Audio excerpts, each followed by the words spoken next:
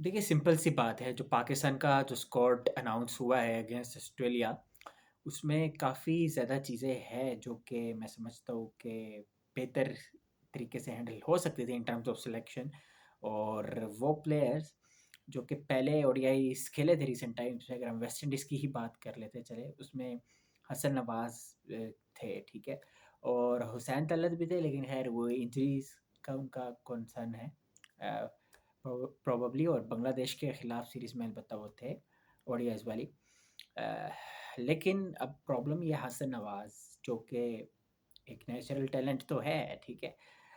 हम तो इसी चीज़ के एडवोकेट हैं कि भाईजान डोमेस्टिक क्रिकेट टिका के खेलनी चाहिए, और अभी जो उनका फेज़ है उसमें hopefully he will pursue the first class career as well. 13 first class matches खेल चुके हैं अलबत्ता, लेकिन अंडर 30 एवरेज है, ही विल इंशाल्लाह ग्रो।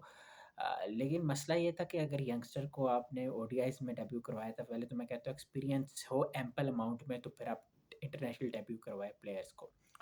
लेकिन हसन नवाज़ ने 9 लिस्टेड मैचेस खेले, उसमें से 4 उन्होंने ओडीआईज़ में कर लिया। अब अगर तो आपने अब एक बार डेब्यू करो, फिर प्रॉपर मौके दो आप। फिर आप इस तरह ड्रॉप कर देते हो, अव्वल तो बनता नहीं है कि वो प्लेयर्स जिन्होंने लिस्टें खेली ना हो ज़्यादा, और उनको इंडक्ट कर देना इंटरनेशनल क्रिकेट में। अब इसी तरह अरफात मिन्हाज ब्रिलियंट प्लेयर है, सही है, यंगस्टर अच्छे हैं, और पीएसएल में परफॉर्मेंस दी है, लेकिन ठीक है, शुरू में बड़ी अच्छी थी, बीच में थोड़ी डिप लगी।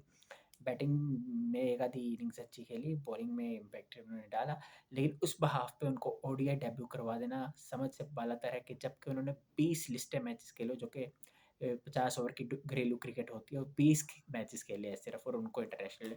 अब इस पे भी फिर बात रेस होनी चाहिए। बाकी आपको क्या लगता है? अपनी राय का इजहार करें, और बताएं कि क्या चीज़ें हैं जो बेहतर तरीके से एड्रेस हो सकती थी। बहुत शुक्रिया आप लोगों का।